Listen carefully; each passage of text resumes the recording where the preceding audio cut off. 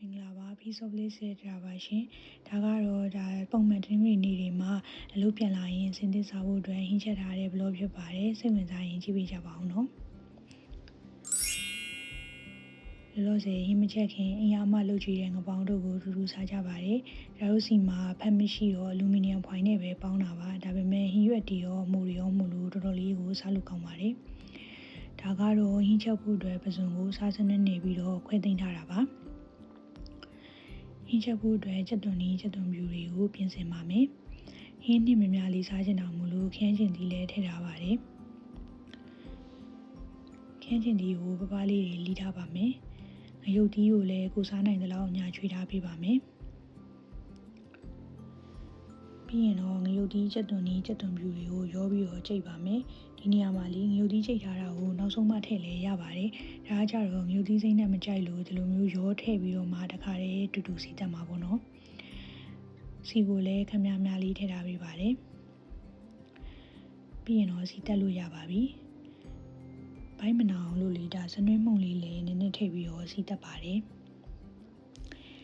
စီတက်နဲ့လေးတွေမွေးလာပြီဆိုရင်လေငပိထည့်ပြီးတော့စီတက်လို့ရပါပြီငပိချီသွားအောင်စီတက်ပေးပါမယ်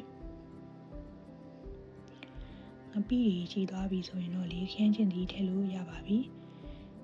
ခင်းချင်သီးကိုလေချီသွားအောင်လို့လေရောင်းမလေးနဲ့ဖြည်းဖြည်းချင်းချီပေးပါမယ်ခင်းချင်သီးနူးသွားအောင်လို့ရင်နွေးလေးနည်းနည်းထည့်ပြီးတော့ဖုံးအုပ်ပြီးထားပေးပါမယ်ရှင်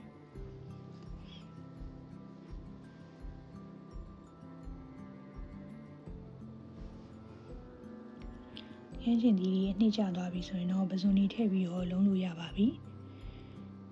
အိမ်မှာဆိုရင်တော့အမေကလေဒီထက်နည်းနည်းတည်ရဲ့ပဇွန်လေးတွေနဲ့ချက်ကျွေးရပါတော့အဲ့ဒါမျိုးဆိုကိုစားကောင်းပါတယ်ပဇွန်ကနူးတာမြန်လို့လေရေတောင်မထည့်လိုက်ရပဲသူ့တိုင်းလေးပဲချက်လိုက်ပါတယ်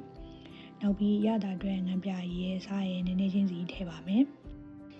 ဒီလိုမျိုးငပိရယ်ချက်သွန်နီးချက်သွန်ပြူခင်းချင်သီးငရုတ်သီးစိမ့်အဲ့လိုမျိုးထည့်ချက်ထားတဲ့ဟင်းတွေကိုလေတတို့နယ်ဘက်မှာတော့ငပိချက်လို့ခေါ်ပါတယ်ဒါဆိုရင်ပစုံငပိချက်ပေါ့နော်တခြားချက်သားငါးစိတ်သားကြောင့်ငှက်ချောက်အဲ့လိုမျိုးတွေနဲ့လည်းငပိချက်ချက်စားကြပါတယ်ဒီလိုချက်ပုံချက်နည်းမျိုးကိုသူများတွေနယ်ဘက်မှာရောဘယ်လိုခေါ်ကြလဲမသိဘူးရှင်ဒါဆိုရင်တော့ဟင်းကားချက်ပါပြီဒီအချိန်ဒီမှာနံပင်တို့ပင်စိမ်းတို့ရှိရင်ထည့်ပေးပါပူစားကောင်းပါတယ်ဒါညစာကလည်းစားပြီးသွားပြီဆိုတော့လေဟင်းဒီခုလုံးကိုဘူးထဲမှာခွဲပြီးတော့တိမ့်ပါမယ်ဒီလိုမျိုးကြိုပြီးချက်ထားရင်ကလေနောက်ရက်အလုပ်ကပြန်လာရင်ညစာအတွက်တကူးတကားထပ်လုပ်စရာမလိုပဲအစင်သင်းစားလို့ရတယ်ပေါ့နော်ဒီလိုမျိုးလေးရေခဲတတာတွေကိုထည့်သိမ့်ပါမယ်ချက်ပြုတ်ရေခဏလေးပြီးပြီဆိုတော့တန်ရှင်းရေခဏလေးလှုပ်လိုက်ပါဦးမယ်ရှင်ဒါဆိုဒီနေ့ blog ကတော့ဒီလောက်ပါပဲနောက်နေ့ပြန်တွေ့ကြပါမယ်တတား